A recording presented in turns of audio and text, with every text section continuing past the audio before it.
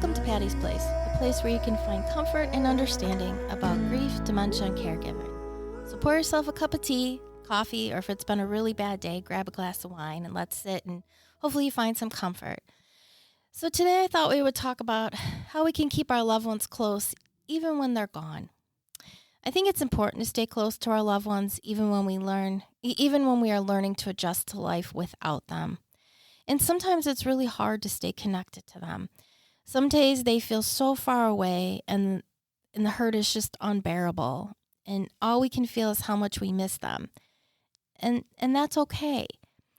Sometimes for me, when I want to feel close to my mom, I'll wear some of her clothing, or I like to tell stories about her with her friends or people who knew her and loved her. For me, I find comfort in talking about her. She was here, she lived, she made a difference, and I want her memory to continue. I know sometimes some people have a hard time talking about their loved ones because it hurts too much. For me, like I said, I find great comfort in being able to talk about my mom, share some of her funny stories or things she used to say or things she used to do. I find comfort in remembering those things with her, the things we did together or just little things. An example, my dad and I we were out to eat the one day and, we got to-go boxes. And we both laughed because my mom always had a hard time with the to-go boxes. She could never figure out which was the top and which one was the bottom. And the place that we were at, they had their name on the top. So we were like, this would have made it really easy for her because this was the top. And it was always funny because she always got it wrong with the boxes. She always struggled with that. But it made us both laugh because we were like, that was her with the to-go boxes. She always had a hard time with it, I also sometimes like to wear some of her clothing. I have a couple of her t-shirts or her sweaters that sometimes I like to wear because I just feel comforted knowing that she's close. There were things that she always wore and it just makes me feel close. I also have a blanket on my bed that was the blanket that was on her when she passed. And sometimes when I have a hard time falling asleep, sometimes I just pull that blanket close and I just think about her and I feel close to her then. And I've also learned that we can do rituals that we can do for ourselves. Maybe we say a prayer or we do a meditation or we do something that they like to do. For my mom's birthday this year, it wasn't technically her first birthday without her, but it was the first one that we celebrated without her because she passed on January 6th of last year and her birthday was January 16th. But we actually ended up having her service on her birthday. Now, some people might thought that might have been a little weird, but we decided that we would celebrate her life that day, and we actually even had a birthday cake for her. So this year was the first, real birthday without her.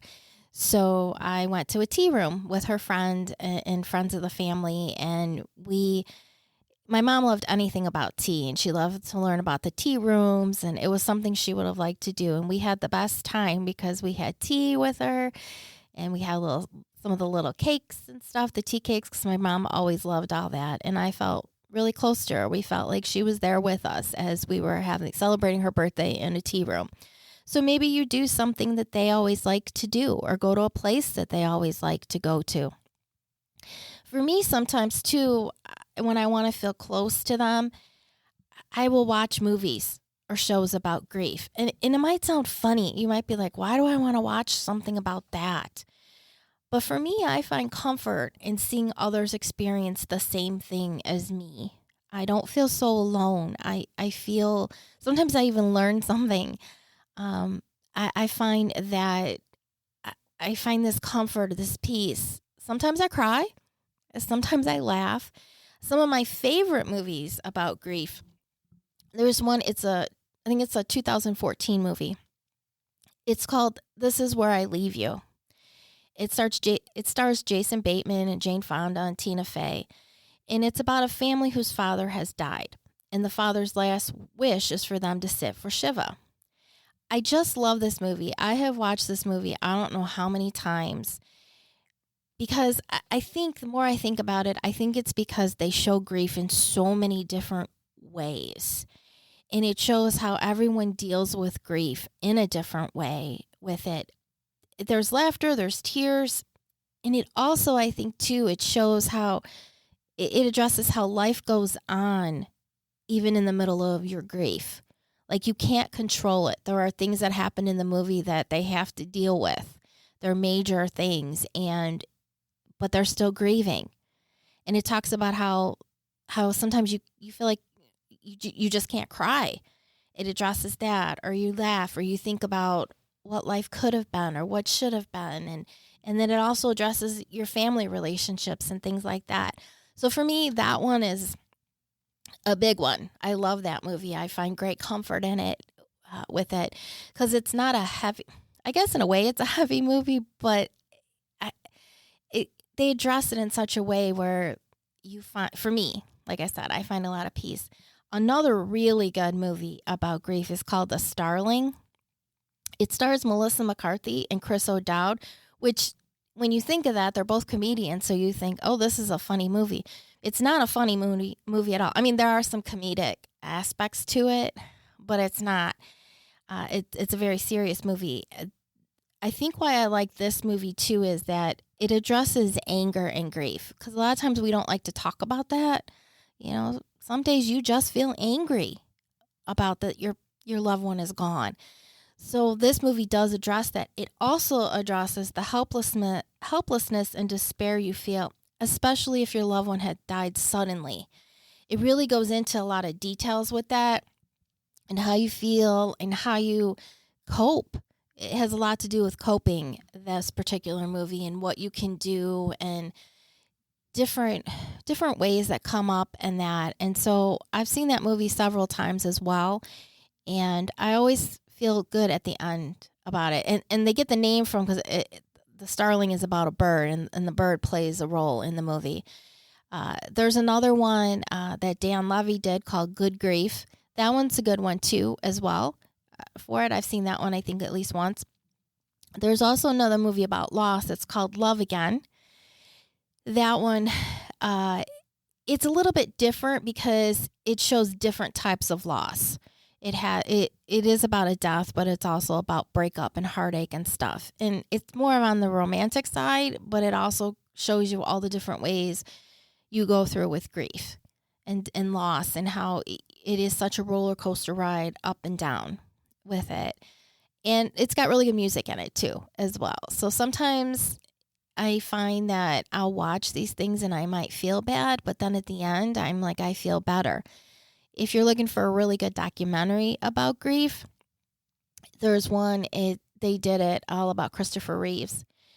It's his 3 kids that did it, and it's such a powerful documentary. I did cry at the very end, because one of the statements that they make is that they talk about how they just felt alone from that day forward. And it was so powerful to me, because my mom was my person. She was the one I went to. She was the one that knew how to comfort me. She knew how to talk to me. She knew how to make me feel better. She knew me better than I knew me. And I missed that. I missed that connection. And I do feel alone. So I think when I watch movies or shows, I don't feel quite as alone, because I see other people going through the same thing. The other one, if you're looking for a good TV show that was on for 6 seasons, This Is Us. It's definitely an excellent show, in my opinion, about grief and loss. It also depicts dementia very accurately. It really shows dementia and what you go through and what caregivers go through, and about the denial and about how hard it is. In her particular case, in that one, she knew she had it, but it really shows what you go through and the decisions you have to make with that. And with any caregiving, it is. So, I mean, it is 6 seasons, but it's definitely a good one, as they talk about a lot of heartache, a lot of loss with it. Another way that I find comfort, or I feel close to my mom, is through music. My mother gave me the love of music. No matter what genre of music you like, there's always a song that can match how you feel. I think that's why I love music so much, because it expresses what you can't sometimes. Some days I put on the same song over and over and over again, and I just listen to it, and it makes me feel better. There's a song by it's an artist Will Dempsey. It's a song it's called "Beat You There." And some days that's what I listen to over and over again. Sometimes I listen to her favorite artist. She loved Barry Manilow. She used to always say that Barry knows pain. And so some days I listen to that. My mom, even so much as she picked out all the songs that she wanted at her service long before she ever got sick. And so I have those songs on a playlist. Some days I listen to that. Some days it's just too hard to listen to those songs. But sometimes when I'm having really bad days, a song that I know she would love, boom, it'll pop up on the radio. So it's like I know she's there. I think, too, music and TV give me that place to cry and laugh and feel connection when I can't talk to anyone in that moment. Because there are days, isn't there, where you're just like, I can't talk. It's not that I don't have anybody to talk to. I just don't know what I want to say. Maybe you feel angry. Maybe you feel hurt. Maybe you just feel despair or helpless, or you just feel sad, or you just miss them. There was the other day I just said to my dad, I said, I just miss her. That's just it. I just miss her. I miss being able to pick up the phone and call her. I miss going to see her. I also realized, too, that I feel comforted by watching TV and movies and music because I used to do that with my mom all the time. We used to sit and watch TV all the time and all different shows and that. And she, like I said, she gave me the love of music. I remember listening to music when I was little. You know, she'd put the vinyl records on and we would listen. And so I feel close to her when I do those things because those were things that we used to do all the time. I know sometimes it's hard maybe with music to listen to the music that they used to love because it hurts. You think about how much they loved it and you just can't quite do it.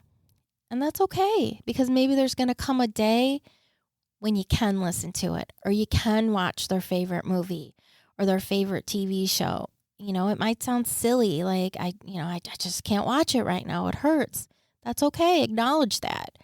Because maybe there's going to be another day that you can listen to that song or you can watch that show and you find comfort, you find peace, that they're there with you with it.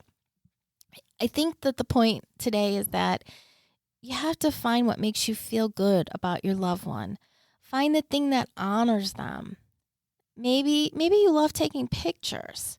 So maybe you make a collage of all your favorite pictures with it. Or you finish a project they were working on or one that they always wanted to do. That's another way where you can feel close to your loved one with it. You know, maybe there were things that they love to do. Or maybe your loved one loved to bake. You know, sometimes I have found in this past year or so, like all of a sudden I just wanted to make one of my mom's favorite recipes she used to do. You know, she left me all her recipes long before she got sick. She handed me this book that she put together it was some were handwritten recipes. My mom also used to love the little cookbooks and everything. So she would cut out recipes and then she'd put them in the little plastic sleeve and she had it in this book. So I had this book. So sometimes I go through it and I'm like, I'm just going to make this because it makes me think of her and I know what she used to make and she taught me how to bake too. So sometimes I find comfort doing those types of things. So maybe that's what you do for it. Or maybe your person they were crafty and that's what you want to do. And if you can't do it right now, that's okay too. Just, you can find ways where you find comfort and peace while you're experiencing your grief. You know, you don't have to be sad all the time. And if you feel that way, that's okay too. And then I know sometimes you feel guilty if you're having a good day because you think I shouldn't feel this way. But it's okay if you have that. Because what I'm learning on this journey, because grief is a journey, is that grief is a feeling which will never go away. In the long run, I think it's better to make friends with your grief than push it away and run away from it. Because you can't run away from it. It'll come back up in all different ways. So I have found, and as I talk with, grief counselors and that, you need to make you need to make friends with your grief. And I know that sounds really crazy, but it's like being with your friend. You might not always agree with your friend on that day, and sometimes grief might take over where you're like, I can't face the world today. I just can't. Maybe it's an anniversary, or maybe it's a holiday coming up and you're like, I can't acknowledge it. That's okay. And it's hard because there's a lot of people in this world where they'll tell you, no, you have to do it. You just have to, but you don't. If that's not what you can do today, that's okay, because maybe next time you can. Maybe if you give yourself that grace to say, I can't do it this time. Maybe you can't celebrate Easter, or you can't celebrate the 4th of July this year. Or maybe you can't celebrate Mother's Day. That's okay. You do what you have to do, because if you acknowledge it and you make friends with it, and maybe you just need to ignore it, or whatever it is, if you make friends with your grief and you say, I'm really sad today, I'm just sad, because what I've found is that when you're able to say that, maybe it only lasts for a little while. Maybe it will last all day, but maybe it only lasts an hour or two. And then you start to feel a little better. Maybe that's the day you binge watch all your favorite sad movies, Or maybe you say, you know what, I'm going to just watch all comedies today because that's what I need. I need to laugh today. That's okay too. Or you play all the sad music. Or maybe you say, today's the day I'm going to listen to all their favorite music. And maybe you cry all day. Now, someone might say, why did you do that? But I bet you felt a lot better if you did with it.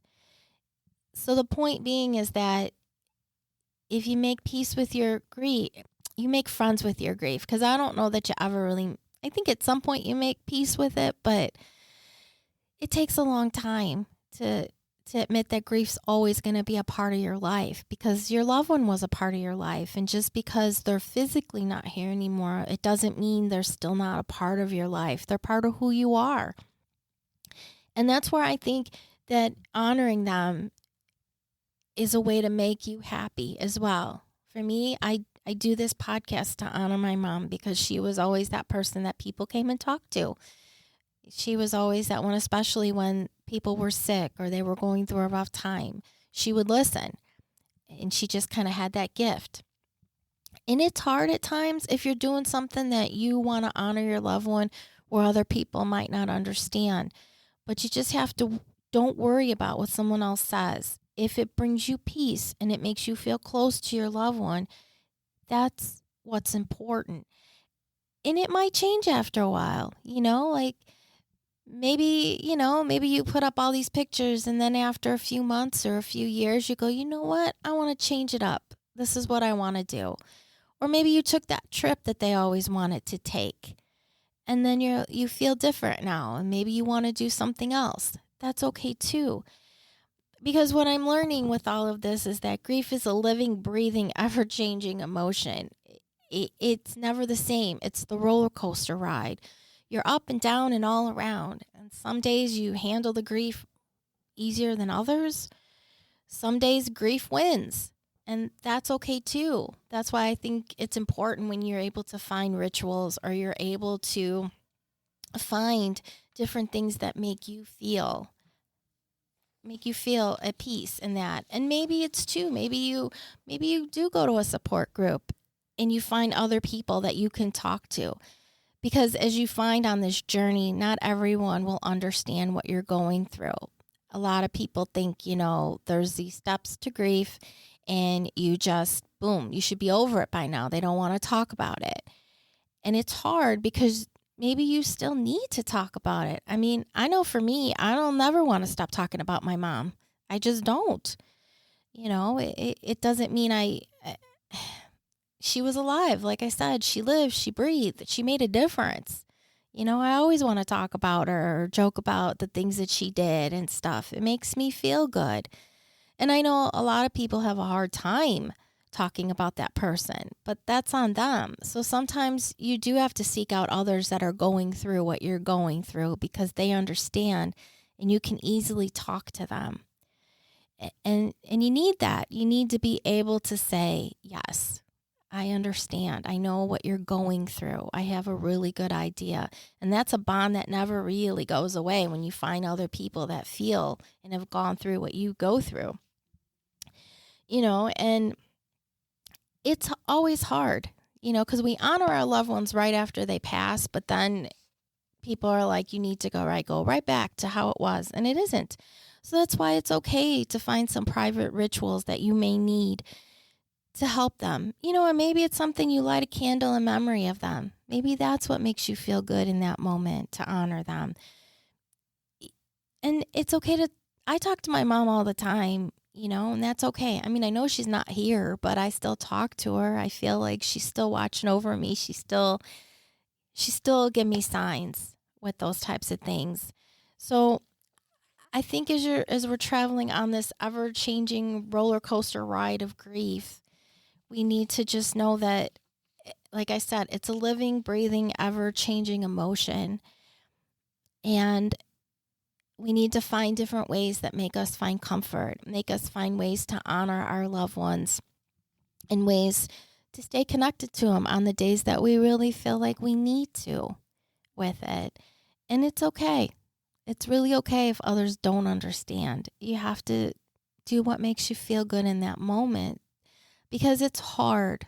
It's just hard. Grief is hard because it changes. One day you may wake up and feel really good, and then boom, there might be that song that you hear that song that they loved, and you're like, oh, that's it. Your whole day, you're crying in your car. And you know what? That's okay. And I know not everyone will understand that, but hopefully you can find somebody that does.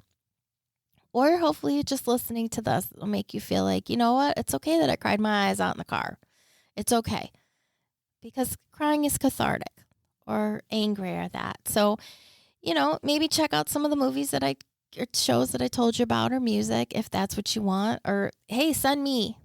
You can always send me an email on my website. I'd love to hear from you if there's other movies or music that you like to listen to that helps people. That's a great way too. Like I said, to find different ways to honor.